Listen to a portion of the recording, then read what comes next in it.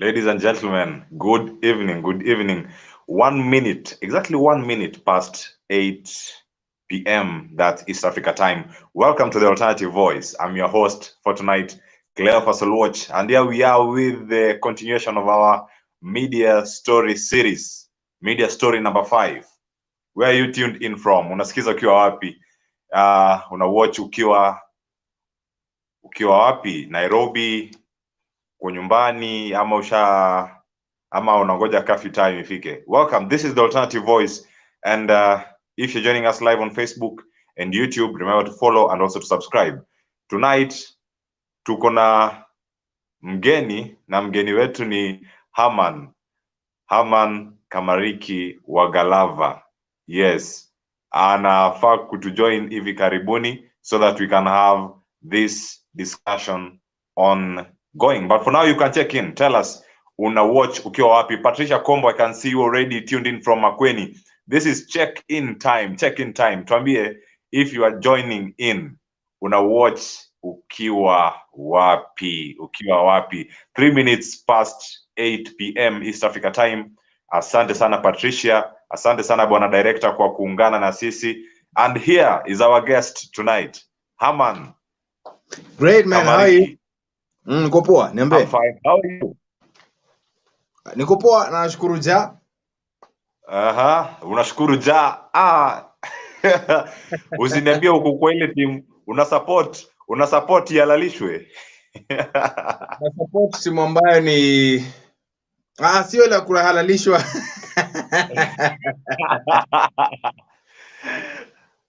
I only support Chelsea.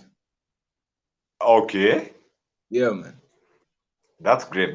Karibu sana kwa show. This is the Alternative Voice, and feel free to invite your people. Feel free to invite the people all across your social media platforms. I know you have that.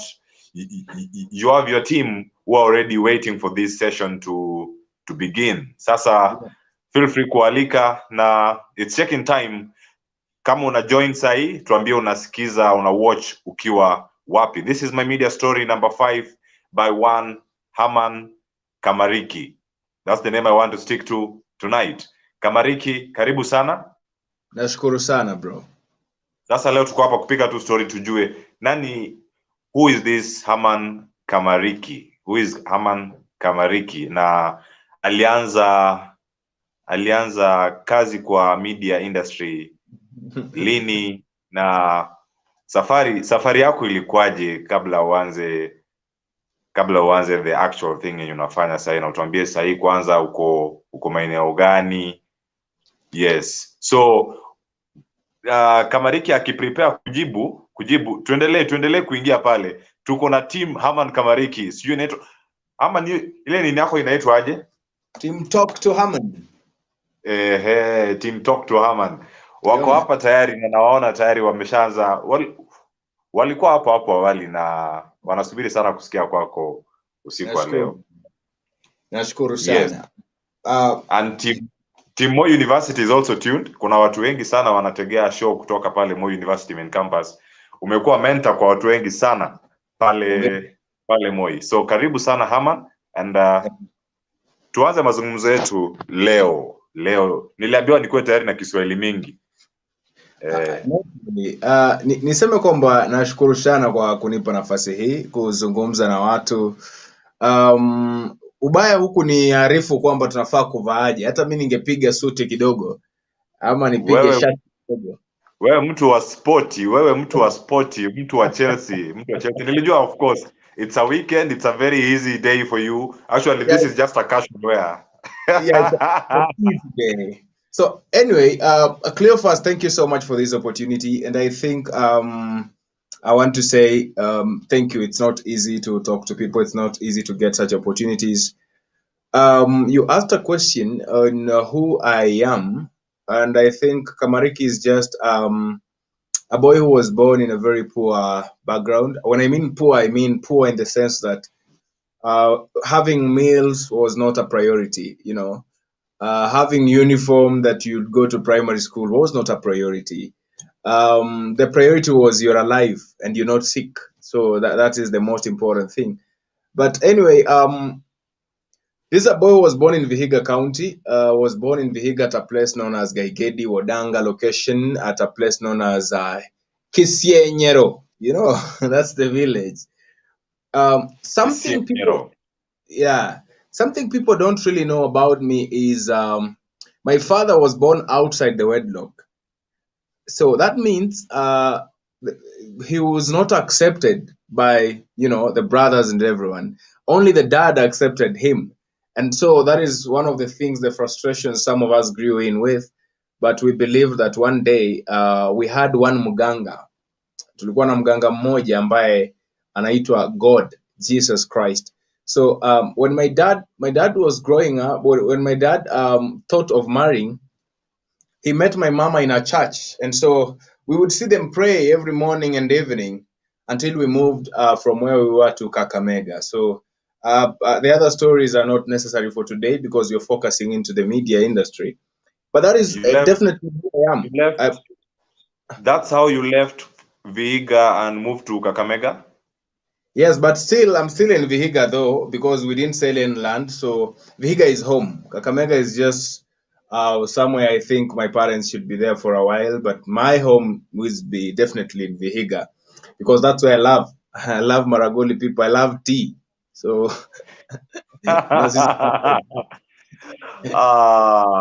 karibu sana, karibu sana, karibu sana. So, Herman, if you grew up in such a difficult environment, and today for sure you're mentoring a number of students both in secondary school and also in Moi University main campus where you did your undergraduate. And so how did this passion come to be? How did you end up? Did it start early in primary? And which primary school did you attend? And which secondary school? Maybe they are tuned in. You can take this time to give some shout out. Luyali Lillian is tuned here. Okay, great. I grew up in I went to Gaigedi Primary School. It's in Vihiga County. After that, I finished my class 8 in Mungulu Primary School, and then I went to Munzazi High School. I was in Munzazi for only one year, and my dad had talked to someone mwenye atamsaidia kunisomesha ndo ampatie shamba yetu akodeshe. So the guy akachukua shamba akakodesha, and then akashindwa hata kulipa fee yangu ya form 1. So my dad was like, you know, you cannot be in that school. You'll come back to the village. So I went back to the village and joined Shikoti Secondary School from form 2 to form 4. I paid my school fees na tulikuwa na ng'ombe moja. So hiyo ng'ombe ndo mzee alikuwa akikamua maziwa anapeleka shule 1 cup. Walimu wanakunywa chai, wanaandika kwa fee. Mama akivuna maharagwe anakupatia gorogoro 2, peleka shule, wanaandika kwa nini, you know, kuni, you take kuni to school. Watu wako parade wanaona babako anaingia na kuni kwa baiskeli. You know how the feeling was. And you see, my dad would tell me, you know, I'm still your dad. Whether I'm coming to school, na kuni, and you, whatever, I'm still your dad. I'm doing all this because I want you to be in school. And so that's how I grew up. And the passion came in when there's a book, actually. There's a book I've participated in writing. Naitwa Bakora ya something. I'll remember the word. Yeah, Bakora ya Ushirikina. I have written a short story there. It's called Ndoto ya Thamani. I'm actually telling the story on how I became a journalist. So anyone who can get a copy can always holler me up and get on my social media. I'll give you one. Now, yes, tonight, actually, Herman, if you'll give us a synopsis of this book, because we know after this we'll be having the contacts and how people will be in a position to get this book from you. It's an amazing book, and we were glad to see it weeks ago in our presenters platform. So at least after this show tonight, we'll have those people will be making their orders just to see, other than this live video, just to have a glimpse of who Herman Kamariki is and how he grew and got into the media industry. I don't know if you're still getting me. Yes, I can hear you. But your volume has actually gone down. I don't know what is the problem. Maybe you had an incoming call on your end? No, my end is okay. Yeah, I had an incoming call. Yes, that interferes with how you receive. You can I'm sharing your contact with the producer right now so that you can be told on how to get your audio back. So that means you'll have to leave and also join us in a few. I'll be sharing that with the, if you can go on call forwarding mode at least. Tafadhali, Kamariki ako live. Please stop calling Bana, Kamariki. sambora nipigie.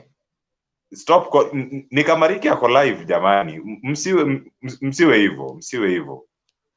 So I've shared with you and Bwana Director the message. You can just dial that number to enable your call forwarding. I know he'll be sharing with you in a few. So Don, if you're there, kindly check out Kamariki. I have actually. Can you hear me now? I've actually switched off my public number, so I guess no one can reach me up right now. But I just want to get your voice back, so I don't know how I should do it. Okay, you leave, then join through the same link that you used when joining. Okay, let me just do that right now. Yeah, we continue with the session tonight, and here we are. Let me just do that right now.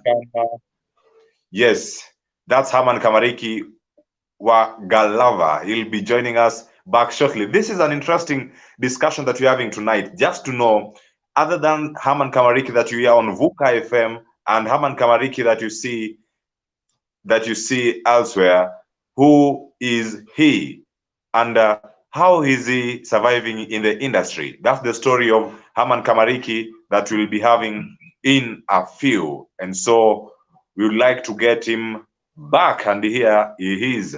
Kamariki, you get your rightful place on the left. Unanipata?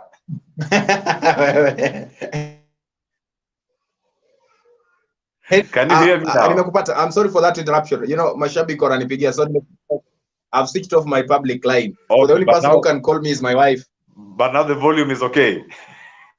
Yeah, the volume is okay. Now, wow. I was saying, yes.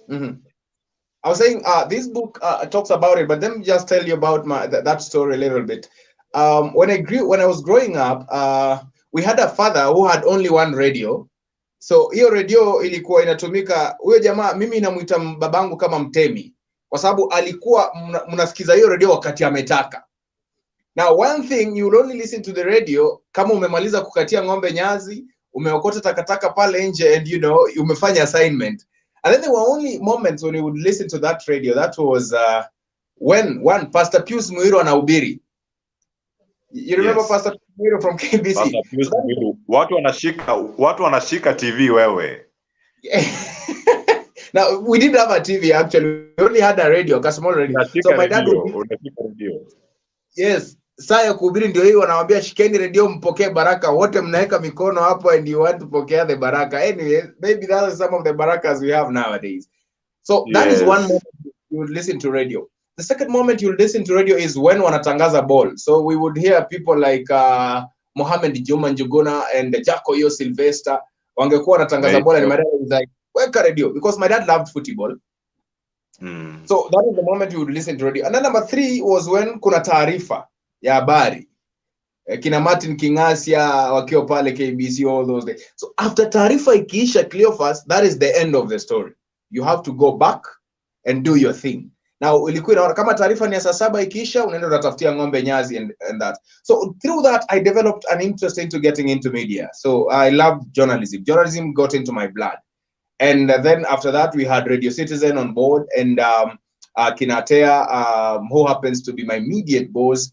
Atea now won my dad's heart, and Radio Citizen won my dad's heart. So your radio haingetoka Radio Citizen, or for whatever reason. So actually, when I was in let me make this story short.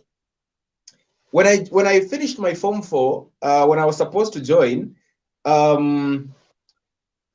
my parents wanted me to do medicine or to do teaching. Because after my Form 4, I went to be a teacher. Hapo kwa medicine tutarudi. Tuendelee tu. What happened? Yes, a story next after this. Yes.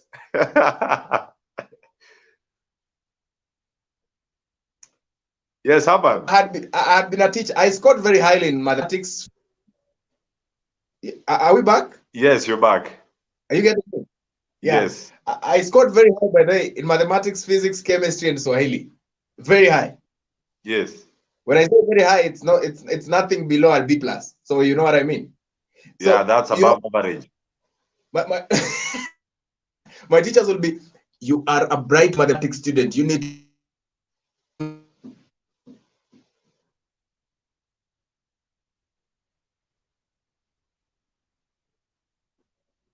I don't know whether it's on my end or Aman, you've frozen, eh?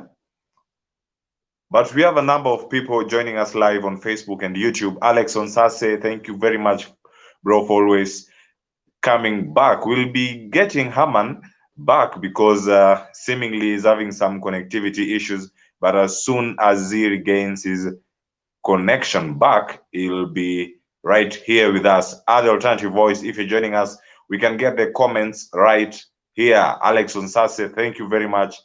Mungulu, yes, anasema hapo Mungulu. Lilian Kageha, thank you very much, Lilian Luyali, for returning here. And we have JL Empire, who is also there. Hamo ndi bwana wagota. Hii ni lugha mpya huku, niliambiwa lazima nijitahidi na Kimaragoli leo kwa show. Thank you very much, JL Empire. Lakini Yanzi, yes, you're back. allow me to use this place because it's closer to it's closer to the router. Okay, it's fine. Than the other place. So I believe people listen more than they see because it's a little bit dark. Okay, it's fine. For the sake it's of fine.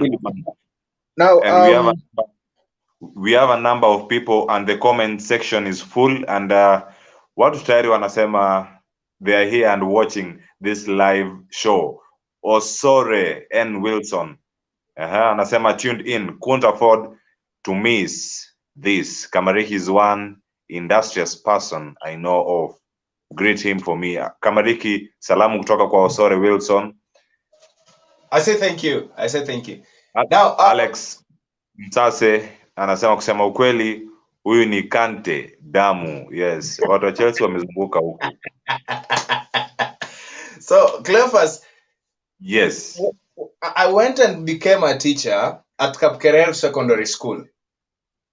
I used to teach mathematics, chemistry. Sometimes I taught business and sometimes I taught Swahili. But mathematics, chemistry were my major subjects. And what people really don't know, when I was still a UT from Form 4 teaching high school, Form 4, nienda kufunza Form 3 na 4 na 2, math and chem. We went for a symposium and I was the teacher number 1. What? Na hiyo degree yako ya Form 4. Anyway, there is a student I guess that's where I got the initiative of, if you have an opportunity to help someone, just do it and wait for God to reward you. I got a student who had come to pick his papers from school. I'll not mention his name. And when he came to pick his papers from school, the previous year, 2013, he had done Form 4, so he was coming back. Now, I checked and asked him, what papers are you picking? And he was like, nimekuja kuchukua papers zangu za 4th, niende nitafuta ile UKDF. I'm like, ulipata ngapi? I got a D minor. So I looked at him and told him, do you think that D minus is going to help you? Because in chemistry, in mathematics, he had got a D minus again.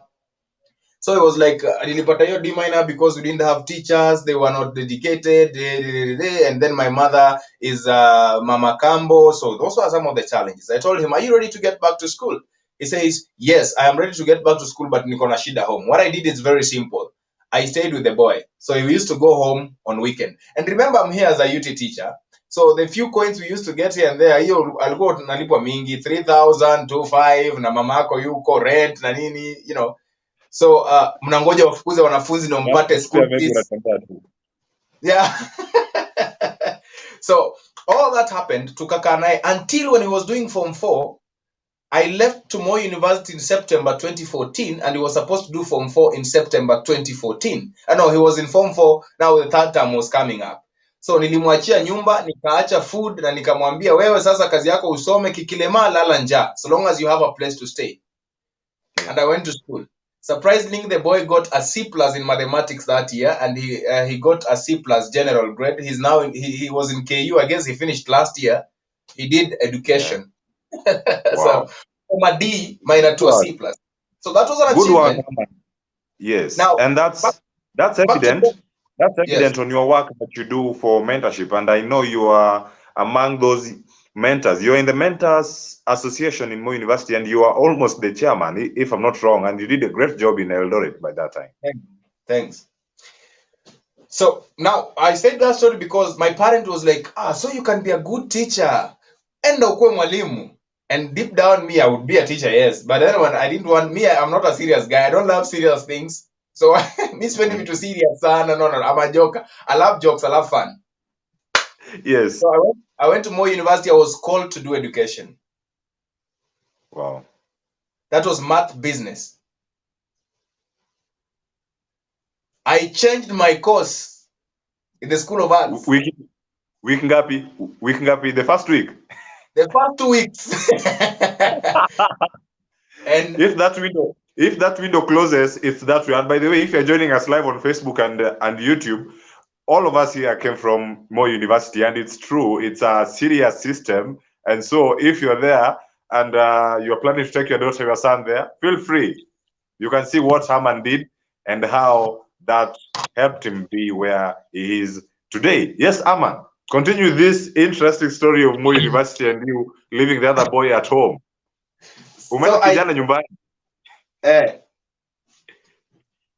So I changed my course to linguistics, media, and communication, and we were around 200 and something, and only 3 people managed to change their course, and I was among the 3. Wow. Cleophas, the next 2 weeks after that, I was already in church. I was a very staunch CU attendant. You know, when you get into campus, I'll tell you a story about how I got to campus later. My dad alinishonea suti ingine imechapa sana. So unajua nimetoka home from a prayerful family. I know it's all about church. I know campus is all about respect. It's about how you dress and everything. So nilikuwa na suti na nini. I am the only guy mwenye nilienda campus na ile box ya form 4. Ile wanaendeanga, not ya form 4, ile wanaendeanga secondary school. Ile box ya kwenda boarding school. Hii box ya blue yenye iko na color red imecross. Ile box sasa sio ya blue alafu unafunga na kafuli. You know? Me, my dad knew hakuwahi kuwa amepeleka mtoto boarding school, so alijua hiyo juu unaenda kuishi campus, that is what I should use. So I went with that. In deep down niko na Biblia ndani. So every Sunday I would go to church. So this day I went to church in Moi University CU. And nikasikia wakisema pale, I remember it was Edwin Gogo. You know Edwin Gogo, right? Yes, the former academic director Muso. Yes, he said, for those who want to join the media, can register on the foolscaps passing around. Anything that went with the word media was for me. So I registered on that foolscap, knowing kama ni media na hapa ndo naingilia. And that is how I got into the media fellowship. Surprisingly, I was expecting watupeleke studio ama watufunze. Wanatuambia tuko na media worship room, sijui see houses room what. So I went there, tukahubiri, tukaombewa, nikashangaa, is this the media we are talking about? Me, I wanted radio or TV or something to do with that. And all that being a long story, the first first day I went to the studio, ni ile walikuwa wamesema kuna program, it was on Thursday. So that program was supposed to be handled kwa studio MUFM. So nikasema I'll be a part of the team that is going there. So we went to the studio. My work was to read the Bible. So wale wangekaa pale kwa mic waongee, ikifika time ya kusoma Biblia wanipe. So that mimi nisome Biblia na waendelee on mic. Hiyo kitu liniuma, yes, but what would I have done? So one day the good thing is I already know where the studio is. So nilianza kusumbuana kwenda huko. And I'm in first year. So I went there, nikaambiwa hii studio inakuanga 3rd years na 4th years, first years are not allowed. So I asked, what is the qualification? Naambia you have to be in 3rd year. Nikaambia I'm in first year, yes, but in the media I can be in 3rd year. So I just want to be here. Kuna msee alikuwa anaitwa Zost. Nikajoin 3rd Eye Club, you know the 3rd Eye, the Moi University Press Club. There was a guy alikuwa anaitwa Zost. alikuwa anafanya show, alikuwa anafanya at Tuesday or something. Nikaenda pale one day and then nani akanisikiza, Gilbert akanisikiza, akaniambia, boy, you have a good voice for radio. So that's how I got the confidence. And then kujaribu ku-co-host Zost, ni kama aoni juu mostly ni warembo walikuwa na co-host. My boys ulikuwa na pending tu. So yes, Zost, if you'll be watching this clip after this, those your are network Herman... is gone again. Your sound. Na hii time sijapigiwa. tuzidi kutafuta chanzo. Niko mbali sana. Yes, so I went to already start. Can I restart again? Okay, it's fine. Then you join us as we get through this comment section. The third eye team is here. Don, if you can get that. And by the way, kama anaongelelea kuhusu box, this is what it means. Unaona hii? Hii hapa ndio box yenye Kamariki aliingia nayo university. Hii hapa. You can see this. Yes. Hii tu vile iko. Yes. Hii tu hivi. Yes. Hiyo box ndio alitumia kuingia university. Bendeta Kieti, thank you very much for joining this discussion live on YouTube. Dean Muhovi, I regret missing your audio and video classes. It's never late, Dean. Herman is always available on call, and I know he can easily get to you. And he's back. He'll be joining us in a few after getting the audio back. And that's Herman Kamariki. We have Patricia Kombo.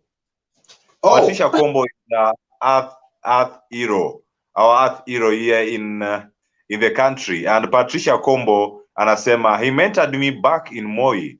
Say hello to him. Hello from Patricia Kombo. Come on. Patricia Kombo, mimi nilimpeleka hadi Kericho. Inafaa kuambia nilimpeleka hadi Kericho. Patricia is one of our frequent guests hapa kwa The Alternative Voice when she talks about environmental conservation and stuff. Thank you very much, Patricia, for joining this discussion live. And you can also send in your request. How do you want? What more would you like to know about Herman Kamariki? Thank you very much for being part of this discussion. Josephine Kieti, Waweru Mbatia, tuned in from Mandera. Paul Kisia, tuned in from Soy. Caroline Omolo, already enjoying the show. Thank you very much. Herman Uwe, ebu soma yo, Uwe? Uwe uko juu. Nilisema leo lazima hapa Kibaragoni nijue. So, Benedict CI anashangaa hiyo story yako ya nini? Benedict CI. Where is Benedict CI's comment? Benedict CI. Can we get it done? Seemingly nimeipoteza. Yes, Benedict CI. Benedict CI ndio huyu hapa. Box ya chuma. Ama box ya chuma ndio hii hapa. That one. Yes, that one. Lakini this one looks more beautiful. Ile yangu ilikuwa na kala moja. Ni ile imetengenezwa na nini tu, wale wase bora ni box inafunga. This one is more beautiful. Thanks Herman for sharing this story. Now Patricia tena amekuja na hiyo story yake ya Kericho. We'll be coming back to it. Now Herman, you're in Moi University and you are at MU FM. That's MU Radio.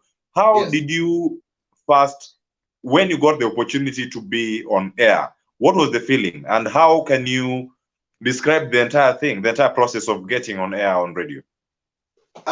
Cleophas, I had always thought of radio. You know, I was in a school that we wouldn't go for outings, so we only went for one that was in Kisumu, kwenda kutembea, kuona lake na nini. So when I got a chance to be in the radio, I actually missed some classes just for radio.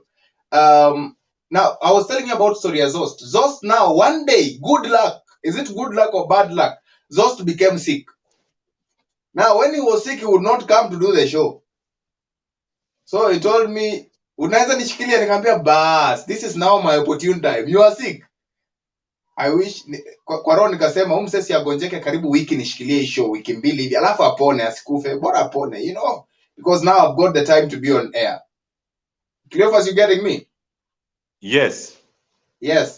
So nikaenda nikafanya show. The feeling was amazing. nikafanya show ilikuwa art, walikuwa wanacheza hip hop. I played one. I was not a fan of hip hop by then. I was a fan of bongo flavor. Yes. Niseme wangla. And then Gilbert was like, you need a show. Nikamwambia nipatie show. He gave me a show ilikuwa inaitwa Kisasa za kisasa ndani ya MUFM na Herman Kamariki. By that time I used to call myself Herman Terence Kamariki. Where? DJ Herman. Ama ilikuwa DJ? DJ Moha. DJ Moha. Jamani, tunataka hii. Hiyo DJ Moha ilikuja baadaye nikiwa second year after nimeishi na roommate mwenye DJ, nikajifunza kukuwa DJ. You know? Hadi ukajifunza kwenda kwa pia hivyo. Sio ndo umeniambia niweke hivi. Sikuwa nimeweka hivi. Wewe usiniseti. DJ Moha. Yes. Tuendelee. That show, yes. When students voted for shows, there was a research that was carried after the first semester is done. That show was number 2 after a show ilikuwa inaitwa Campus Jam Down. Ilikuwa inasimamiwa na Kimani. You remember Kimani? Kimani with the money. Yes, Kimani, man with the money. Yes. Huyo ndo alikuwa sasa number 1. Mimi nikakuwa imagine yeye alikuwa third year, I was in first year. So I was number 2. Yeah. So that motivated me to keep doing these things. Now I used to follow William Tuva sana. So I used to follow him, and actually Cleo, by that time you would not lie to me which song is latest. What I had them on my fingertips. Ni ngoma gani Diamond ametoa, inaitwaje, kuna grudge gani na nini. So I'd get on air and I'm like, karibu ndani ya kisasa na kwenda kwa jina Herman Terence DJ Moha. Tutakuwa napiga story mpaka mida saa 6 usiku, mpaka mida saa 6 mchana. Hivi fanya hivyo, wewe ni mwanafunzi uko base fulani. Unajua kwamba Diamond alikuwa na chumba na mtoto fulani, lakini baadaye waliweza kuachana ule mtoto. Je, unajua kwamba Diamond amepeana mimba na akakataa katakata? Subiri, nitakuwa nakupa hiyo taarifa mida saa 7. Alafu it was that way. So someone would listen and people like, oh. So one day, what motivated me so much, there's this girl I was crushing on, and she never wanted to pay attention to me. So one day, she tukiwa pale, third eye yuko pale, and then someone, Timothy Otieno, stands up and says, Herman, I love what you're doing on MUFM. Una Kiswahili kizuri. And the girl blushes, man. Oh, I felt happy. I felt motivated. And we take a moment of silence for all the third eye Mo University Press Club members who are live on this show. I don't know if Herman is referring to you. Herman, can you can mention ama utaki kuvunja familia? No. So the girl was also interested into media. So she was like, naweza fika radio. I'm like, this is now the opportune time. But when he got into the radio, when we gave her the first co-hosting, I felt there's no need I would actually date her, because I didn't think of making a move just because I took her to radio. It looked bad. It looked awkward. So she became a good friend. Not a bestie. Wachana kama bestie wa squeezy. She was just a very good bestie friend. Now I got another beautiful lady, Muslim. Alikuwa anaitwa Purity Mwema. Purity Mwema was now the producer of MUFM, and she used to love my Swahili, literally. So when I've not go to the studio, she'd be like, njoo uje ufanye taarifa jamani, njoo uje ufanye show. Napenda sana ukifanya show. Purity Mwema, an amazing woman. She was in 4th year by then. Now that developed me into loving radio so much. I'll not lie, but I'll tell you the truth. I missed some classes for media.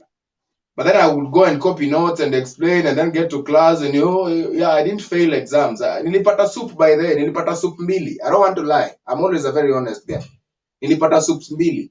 So, Herman, that's one interesting point yenye watu wengi huwa wataki kutaja mtandaoni, kwa sababu wenda waka feel so bad ama wakapata haya kwa kuendelea kwa kutaja performance yao na career choice while in campus. And so, Herman, how did it interfere with you being so much into radio and also balancing with your academics? How was it kubalance hizo vitu mbili, class na studio? It really had a very big issue on me, up to a point even my graduation delayed. You know what I mean? So it had an issue with it. But then I'm asking myself nowadays, anyway, even if I delayed or the results came with a soup, I redid the soup.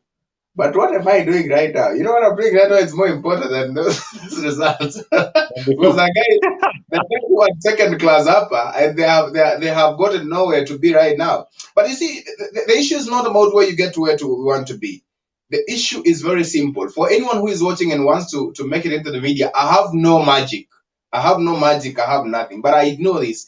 If you trust in God and ask God, because He says in the Bible, I am your father and as well as your friend. So if you talk to Him as a father and He's not listening, call Him on the table and talk to Him as a friend and tell Him, you know what? You've taken me to this place. I want you to take me to a different level. And always mention good things about you. Patricia should tell you, when I talk to high school students, I tell them, confession is possession. Confess and you'll possess. And move towards the possession direction. Musakali Joseph is one of the most important person in my career. Now, I've jumped a lot of things there. Now, I am in the studio. Yes. I'm in the studio, and Musakali finds me in the studio and sees what I do. And then there's a guest who was supposed to come, Matiangi. Fred Matiangi alikuwa kuja kama guest. And mtu ilifaa muhoji alikuwa Kimani alikuwa na cut. So I was told, enda uhoji Fred Matiangi. That's the biggest interview I ever did while in campus. Nikampigia interview na Musakali was, where? There are those people who are wondering who is Musakali. Me and you, we might know him, but sasa kuna mtu hapa anashangaa, mtu kama Zako Mondi watching from my sitting room Kodiaga Siaya Kababa. Zako Mondi was in Moi University, but in the School of Education. You would like to know who is this Mr. Musa Joseph Musakali. Musakali Joseph, yes. Who is he? Musakali is a lecturer in the University of in Moi University. He teaches at the School of Information Sciences. But I was in the School of Linguistics and Media. But he would still accept me to listen to me. And by the way, MU Radio is in the School of Information Sciences. So that's of course where you must access him. And not in my school, but I would run away from my school to come and access it because that is the drive. And miss classes from your school. Indeed, so, we have a beautiful school. All in all, everything happened. And Musakali akaniambia nikue. There's a time Gilbert alinipatia opportunity ya kuwa in charge of news. So I used to tell guys on what to do for news. I used to be in charge of news. Then Musakali akanipatia nikuwa assistant producer. Ule wa kuproducia wasee, wakienda on air, nini na nini. That is where I knew, okay, I can learn skills on production. I can get skills on audio editing. Not audio editing, I can get skills on how to just be a producer. And, Kimani taught me something to do with voicing and making adverts and jingles on air. I don't want to go into those details because those are professional terms. And yes. Musakali told me one thing. Akanambia, unaenda attachment lini? Nikamwambia inafaa 2017 August. Lakini mimi by that time sijai enda Nairobi. By 2017 I had never been to Nairobi. Nairobi nilikuwa naisikilia kwa watu na tulikiona wale maboys walikuwa wanatoka Nairobi wakija ushago wanaturingia wanatunyang'anya warembo wetu, because they are dressing well, they have earphones, wako na short kubwa, sisi hatuna nguo. So I knew Nairobi out of that perspective. Now Musakali tells me nitumie CV na barua ya shule ya kutafuta attachment. And then he sent it to Royal Media Services. And my heart, I used to confess, siku moja tu, because my dad loves Radio Citizen, nataka nifike Radio Citizen for attachment. Nataka tu siku moja nisikike Radio Citizen. That was my move. I used to love it, and I used to confess, one day I'll be on Radio Citizen. One day I'll be on Radio Citizen. Now, Cleophas, let me tell you about this story. Musakali amechuma papers. By that time, sijaitwa internship. Na ngoja sijaitwa.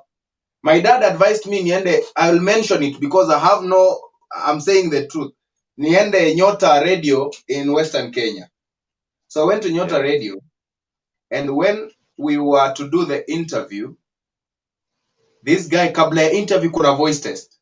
Kumbuka nimetoka Moi nikijua mimi ndio star wa kutangaza. You get what I mean? Ewe star.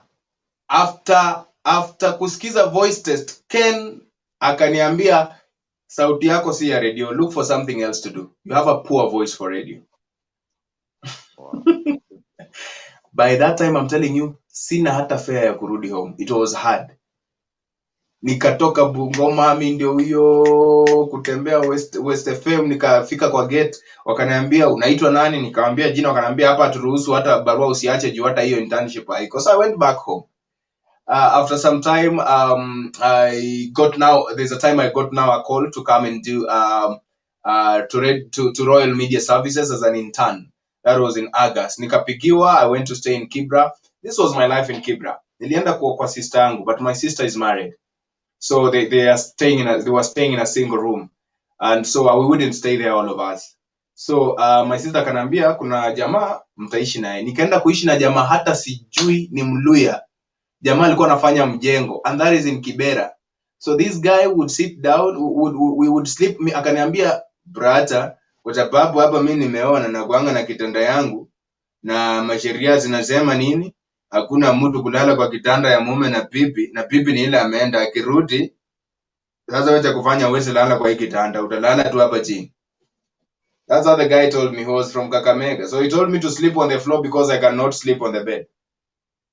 So I decided to sleep on the floor. I tell you this for true story. Nilikuwa nalala kwa floor bila blanketi, bila anything from Kibera. Na niko attachment Royal Media Services. So this is what used to happen. This guy would wake up in the morning because mjengo anaenda by 5. Na mimi inafaa nikwe job 8. Na lazima nipitie kwa sister yangu nikunywe chai. So this guy would wake up at 4. Akitoka 5 because hakujui si jirani yako, si ndugu yako, anafunga mlango. Na Kibera by hiyo 5 huwezi tembea tu within juu ni mbali kidogo.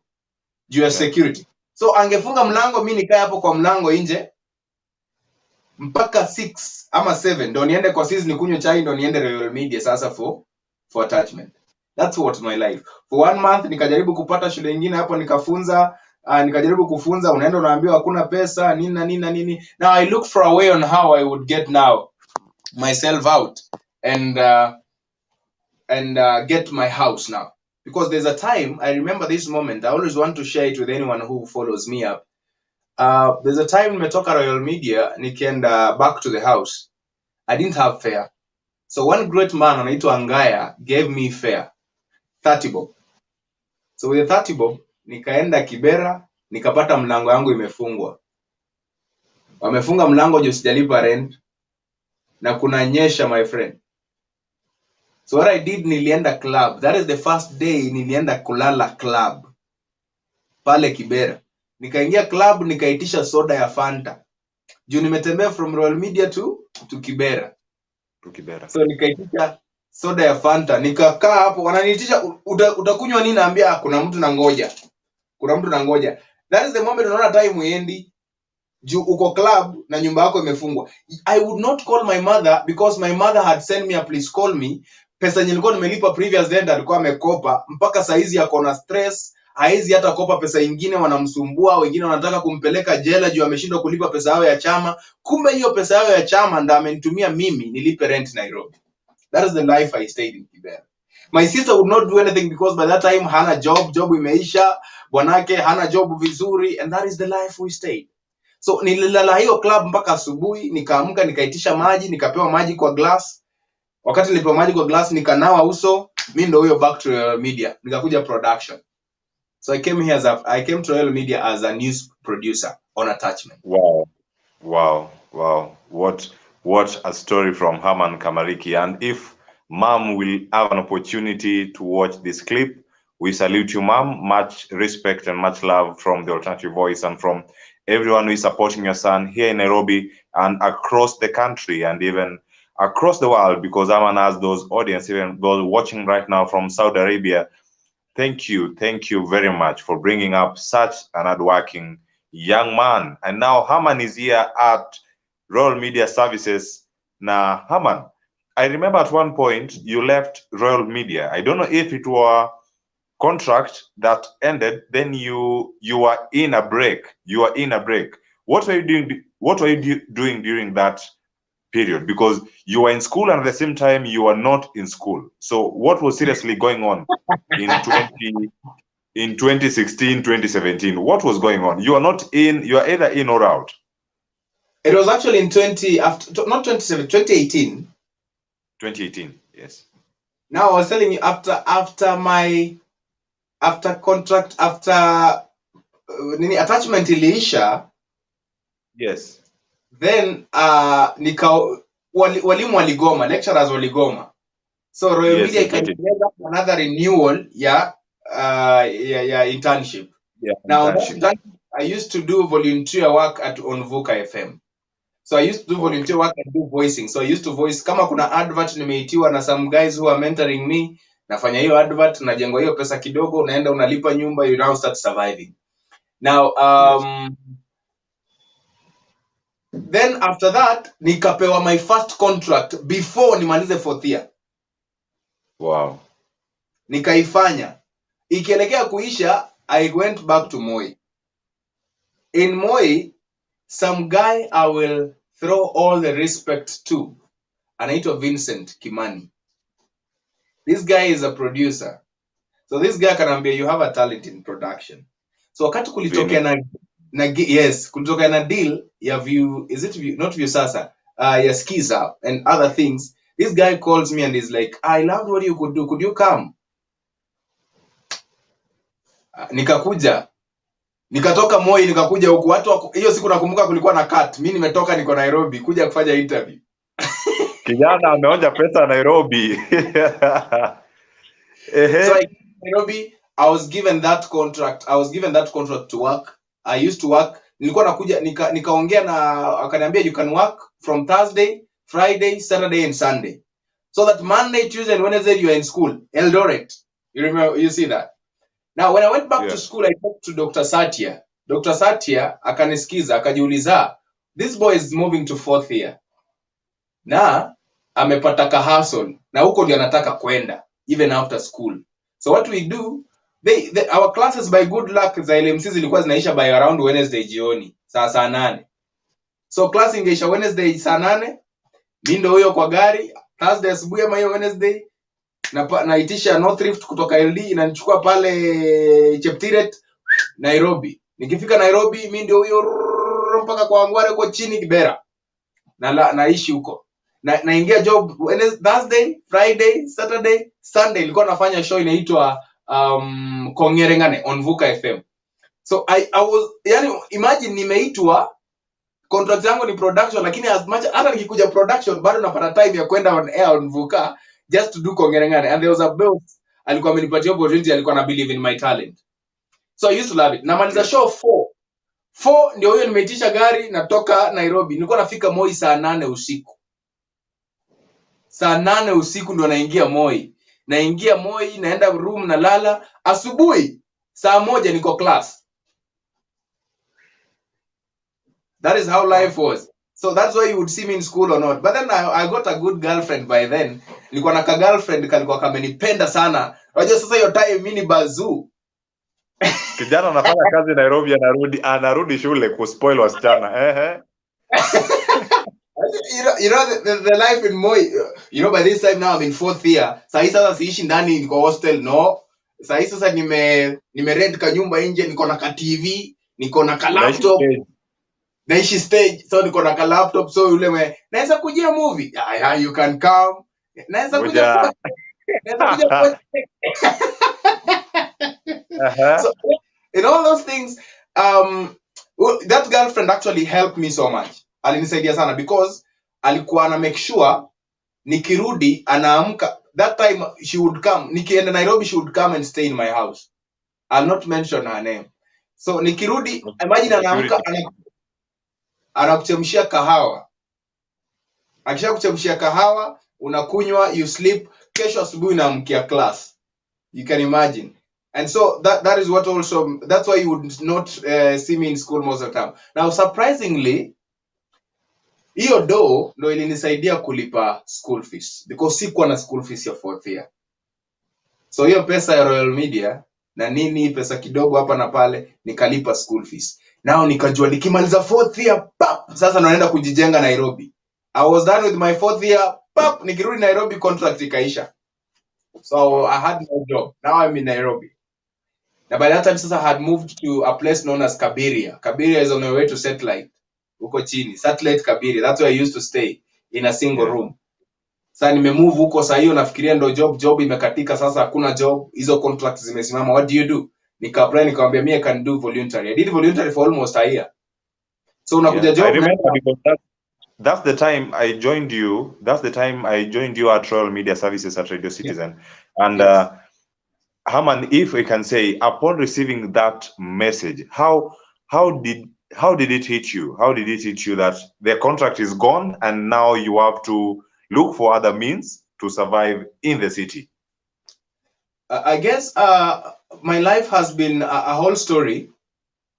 My life, mi nimepitia shida, so kuna vitu zingine hazinitishi. Cleo, mi nimeuza mboga bro.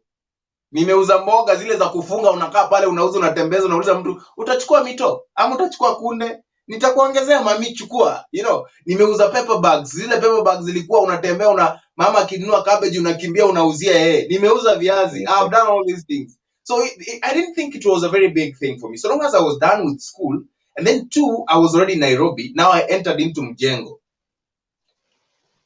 Napiga mjengo sasa. Kazi gani hujafanya Nairobi? No, hapa Nairobi mboga nimeuzia home na hizo ma paper bags. Hapa Nairobi nimefanya mjengo, nimeuza mayai. Lakini unajua watu hawajui, juu nilikuwa natoka naingia Vuuka jioni na nimetoka kuuza mayai. Lakini sasa hiyo Vuuka nafanya voluntary. Wewe ndio mayai. Alafu unaona mtu anakutext anakuambia, napenda show yako, I would want to be like you.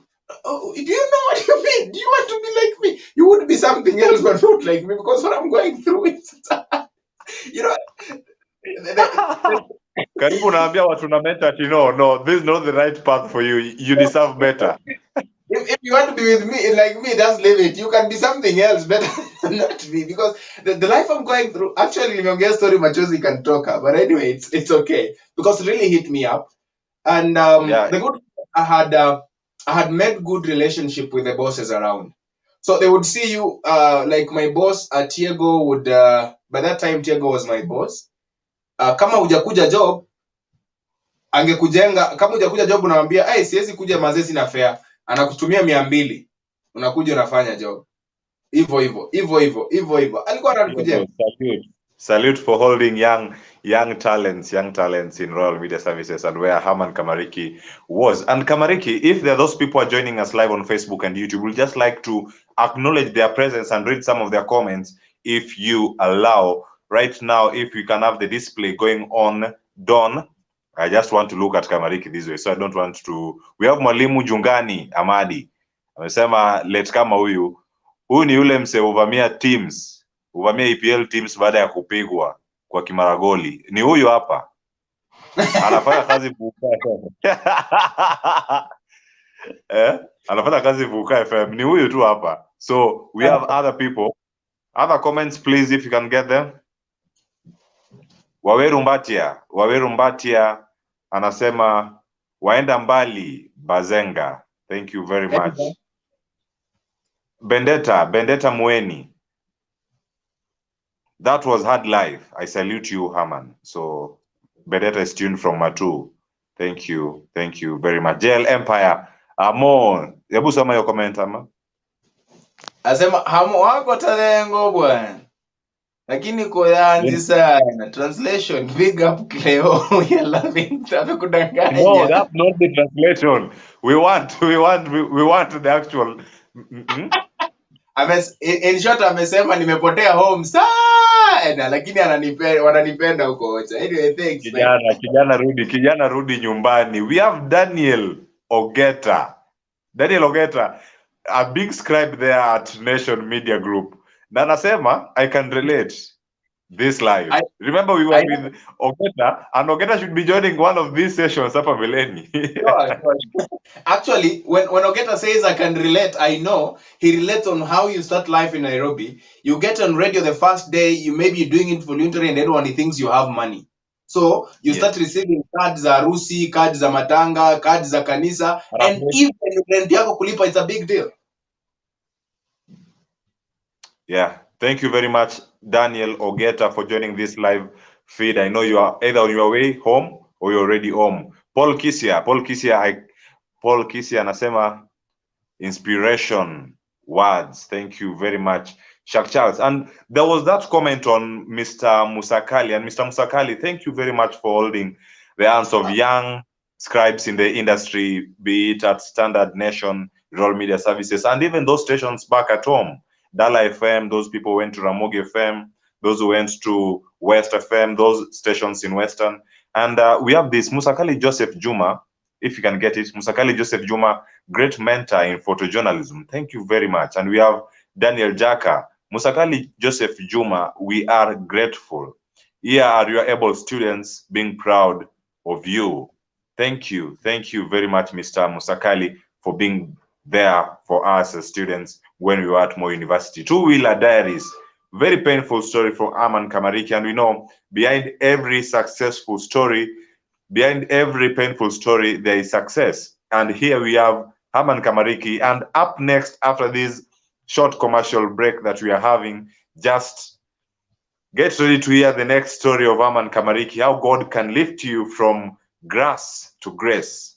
Who is Herman Kamariki currently? That's the next part that you don't want to miss. You don't want to miss the next step that Herman Kamariki has. We just had the breaking news yesterday, and we are very happy for him. And he'll be at the Alternative Voice disclosing it for the first time to the online audience, where he is right now at Rural Media Services. From an intern, from a volunteer, from someone who's being locked out of a house because of rent issues. We pray for you, bro. And we continue getting these comments. Daniel Ogeta, Musakali Joseph Juma, thank you so much. And Mr. Musakali Juma, we hope one day we'll host you and just to share how you helped many young journalists get outside here and also do great, great things. We'll be coming back to read more of these comments, and we have Omondi Zach, who is still tuned here with us, enjoying every bit of the show from Siaya Kababa. Thank you very much, Omondi. Mesha kwa washiuri, umepitia mtu wangu. Aha, and we have Mwalimu Jungani Eric, anasema hapo, Letcomer is here. Yes, Zach Omondi on Mr. Musakali. The lecturer was invited, the lecturer, maybe this is a different one, was invited to the meeting that particular day when I was a sophomore. Anamaanisha kama ndiye alikuwa ameingia tu meeting ya third eye. Zach Omondi here was the editor-in-chief for Horizon. That's a Moi University Catholic Students Association publication, and there he is. Shak Charles, past experience in anasaidia at times. What you went through was just strengthening you for what was coming. And what was coming actually there, man, tumepata lighting fiti sana. Usitoke hata hapo, shika tu kamera bila umeshika. Yes. This guy is so amazing. That's from Mwalimu Jungani. Anasema, his show is always lit, though some Maragoli terms unipita. I like what he's doing. Big up, bro. Thanks, man. Yes, and seemingly, yes, I lost you on that, but we'll be continuing with this discussion. So, Herman, we would like to get some ads, because I've also lost the audio. If we can get to those people who are paying the bills, then we'll be back in a few. Still, hold on where you are. Don't leave. We are there as the Alternative Voice. Let's pay this bill. Mdhamini mkuu wa Mtaani. Mtaani Quick Auto Spa. We welcome you to Mtaani Quick Auto Spa. Our services include pressure wash, steam wash, snow foam and gentle hand wash, wheel and rim cleaning, tire shine, engine and body wash, vacuum, carpet cleaning, and much more. We apply encapsulation cleaning method to attack all forms of dirt and debris, which guarantee you the best results. We are consistent on quality services at affordable prices. Book an appointment now. You can call, text, DM or WhatsApp 0710 587 285 and we will come to you. All payments will be via M-Pesa Paybill 731-1341. Follow us on our social media platforms at Mtaani Quick Auto Spa.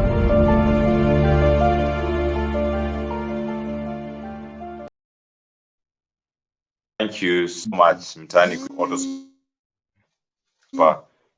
for always being here with us as the alternative voice. I don't know if I'm still breaking, but here we are as the alternative voice, and we are continuing with this show 1 hour into it. And now we'd like to see Herman Kamariki. Where are you currently, and what do you do? How has the journey been to rise to where you are currently? And you can break the news to us. Kwanza niulize, mtaani Autospa watanijenga kakitu ama ni hadi tu?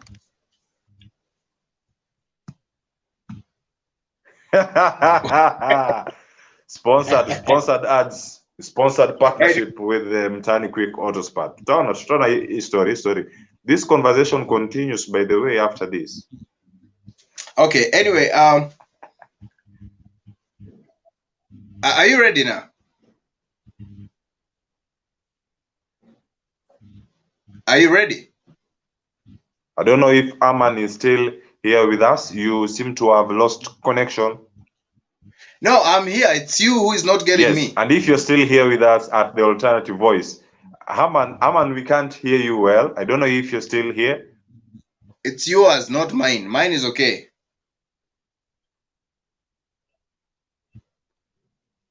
Cleo? Yes, nakusikia. Unanisikia?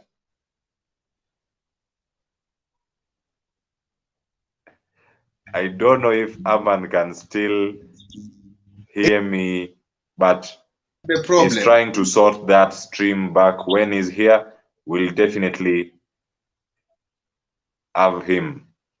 So thank you very much for being here. Kuishi Stage, Maisha Kuishi Stage, Zako Mondi is there. And Herman can have this chance to join. Once he's back, we'll continue with this conversation.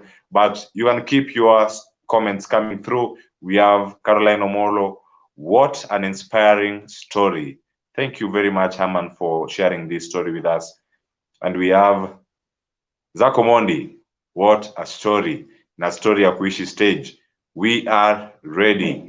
And so this is just a story of one amazing young journalist. And Herman, by the way, if you're joining us, Herman just got his contract back. He got another contract from Royal Media Services, and that's the news that is yet to break to us tonight. And we are happy for him as the Moi University fraternity and also as the journalists in the country. And this is a great step for him. Herman, if you're back, can you hear me? I was getting you. Are you getting me? I can hear you now. Hata wewe tunataka kusikia your media story. Ogeta, relax. Story yangu ya media ilisemwa ya kwanza, Herman, kama tunaendelea. Ogeta hapa anasema hata wewe tunataka kusikia your media story. My media story was told here when we started the Alternative Voice, and I was hosted by one Daniel Jaka when we were just starting. Yes, and so we'll have a repeat of this maybe sometime to come. But now it's the time for media story number 5 by Herman Kamariki. Herman Kamariki, kama naweza rudia mali tulifika. Okay. How you ended up with this contract now? I got here until I was doing voluntary work until Royal Media. One of the ladies who was working for Vuuka opted to go and look for greener pastures as usual, so she left on voluntary basis. Now I stepped into her program and started running the program. And one thing that motivated me is the person that I was running the program with. The first day we ever did the show, he was like, "Man, you're going somewhere." And he was an old guy, actually. He was a pastor. So he's called Pastor Vulimu. He's the pastor at Friends Church International, Ngong Road. So we were doing actually marriage counseling program. You can imagine that? So it's a gospel, alafu tunaingia kwa marriage counseling. Inafaa pia wewe ukikuwa na shida Cleo, you talk to me, we can help you with your wife. So we did the program. We were done with the program, and when applications came to apply for the job, I did apply. We did the interviews, and by God's grace, I got my first contract. So I worked for Vuuka FM, which I still work for, and for a long time. now as unemployed. Now, definitely Royal Media is a good company, so life had to change. 1, 2, 3 things had to change. I appreciate actually this company so much, and in the process, I built myself. I decided to work, and I want to motivate someone who is watching and is a journalist or an upcoming journalist, or anyone who hasn't found some job to do. When you get unemployment as a junior staff, and you get, even if they're paying you peanuts, do your best.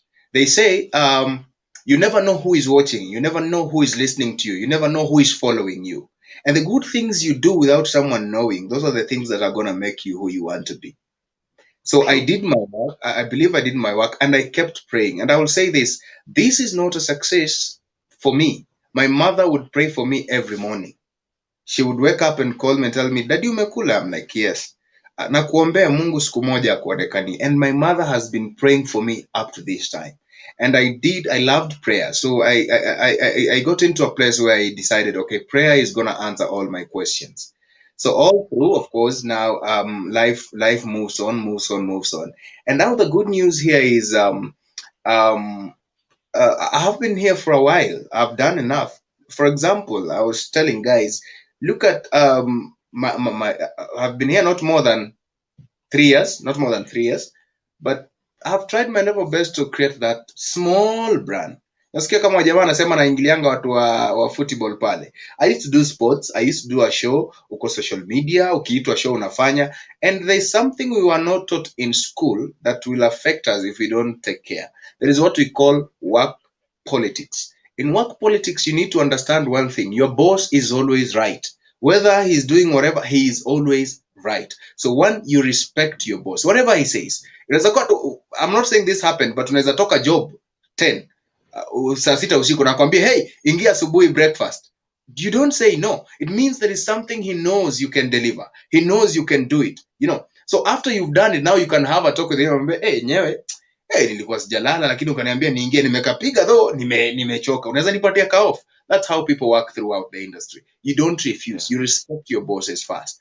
And the simple things I always tell guys, when you get to a moment ukiingia get kwa job yoyote, hata ukwewe ni manager ama nini, the respect you want to give to the CEO, start giving it to the watchman. It starts there. Respect ya CEO anzia pale kwa watchman. Ni aje poa, uko fiti mimi ndo naingia nakwambia karibu. Those people know you. On the corridors, say hi to these people. So in the long story short is I thank God for the new moments he's given me. And very soon, sooner than yesterday, I'm moving to a better place. Not really. I'm moving to, they say greener pastures or something.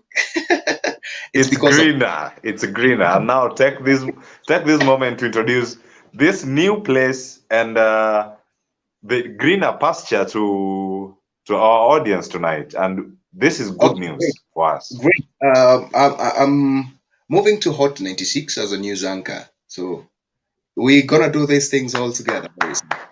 Kama uko hapo kwa comment section, you are watching, you've never commented on this channel, you've never commented on this show on Facebook, weka tu makofi for Herman. Imagine coming from an internship position, moving through those volunteering, doing extra work to ensure that you remain relevant in the company. And now Herman got his first, no, this is now his first English story. Actually, yes. I have done his first national. Is it first national news anchoring that you're doing in English? Yeah, this is my ever first. When it comes to news anchoring, this is the first one I'm doing in English. I've not done news anchoring. Wow. So hapo tu kwa comment section, drop your congratulations message to Herman Kamariki. Weka tu mkono hata kupiga makofi. Thank you, and we thank God for this opportunity. And what Herman has said there, it's true, and it's up to you now to take this home, because you're the only one who can make this change. You are the change that we need in our society. Yes, Herman. Cleophas, just to add something is, one, I want to tell guys to go to Twitter and follow on Hot at 96 Kenya. that is the first stuff we're doing. We want to make sure we create a brand too. So just go on Twitter and follow it, and then always tune in, listen to us, listen to the news, correct us, and learn to always be corrected. Now, when I was at Vuuka, I did a number of things. I would do Swahili reports for Radio Citizen. I would do sports for Radio Citizen. I would do social media to something, and a number of things I would do. Yeah, me actually, I used to do this work. Si ati nafanya juu nalipwa. I'll tell you that for sure.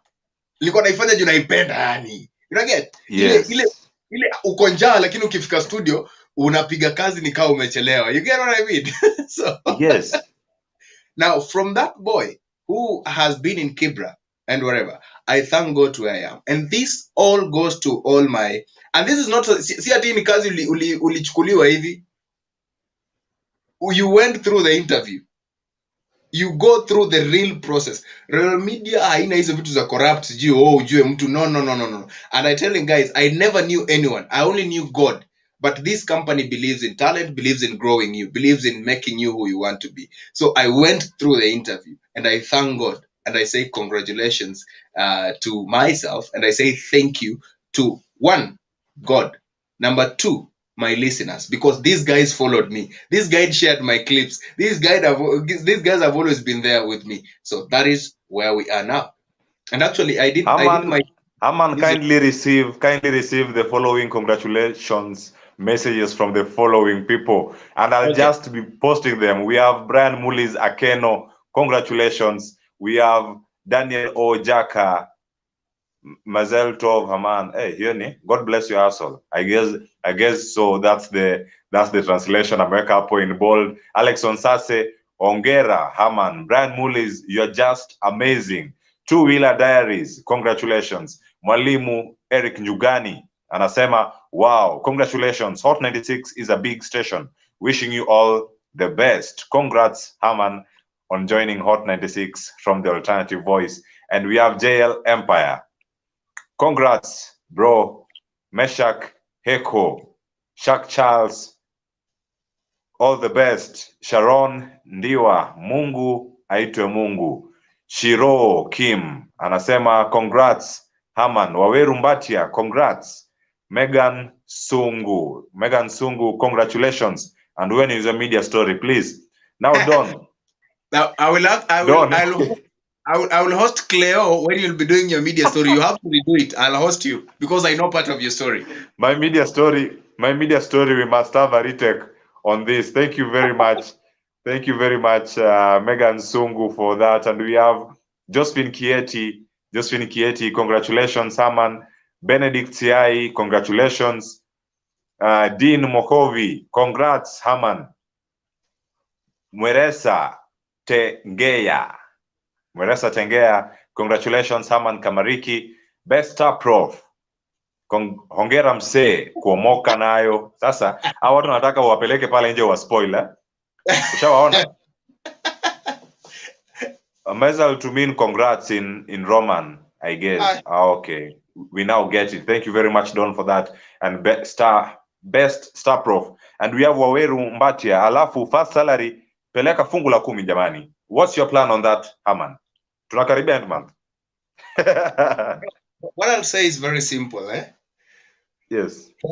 There are things you need to learn. I want to say this very openly, and I want to tell someone something that will help them. Cleophas, believe me, there are some of the guys who are still suffering, not because they're not doing their best. It's just because they have not made peace with their parents.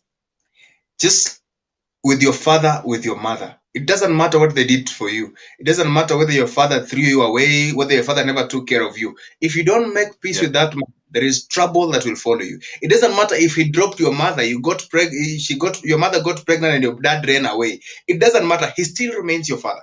So some things is all about all these blessings that come. There's no way you'd give 10,000 in church and your father is sleeping hungry. It doesn't make sense. Yeah. The Bible says you have to respect your parents first. And respect does not mean they'll always do the right thing. They can mess up with you. So you have to give them the respect. When you want to answer them, remember, okay, these are parents. When you want to say something bad, remember, these are parents. And that is how things begin. On the issue of fungu la kumi, my first salary when I was on contract, I want to share this. I'll not share what I'll do with this one, the new one. but I'll share what I did with my child. That's right. Yeah. The first one part of it nilipia mtoifi mwenye sijui. Ya pili nikanunua simiti ya kujenga church somewhere. And then the other part of it, of course, after kulipa nyumba, the remaining now, I pelekea madhe nikamwambia sanitize. Sanitize. So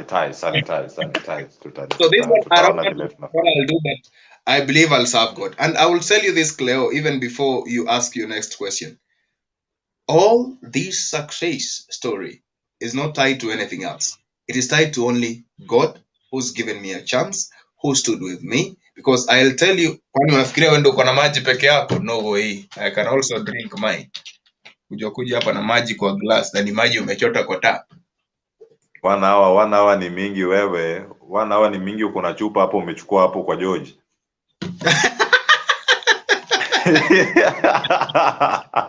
So, Cleo, I was saying it is all taken to God.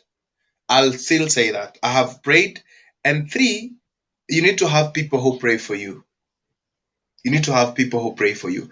Cleo, the Bible says when Jesus was going to be crucified, what did the men do? How did the men help Jesus? Kuna moja alimsaidia kubeba msalaba.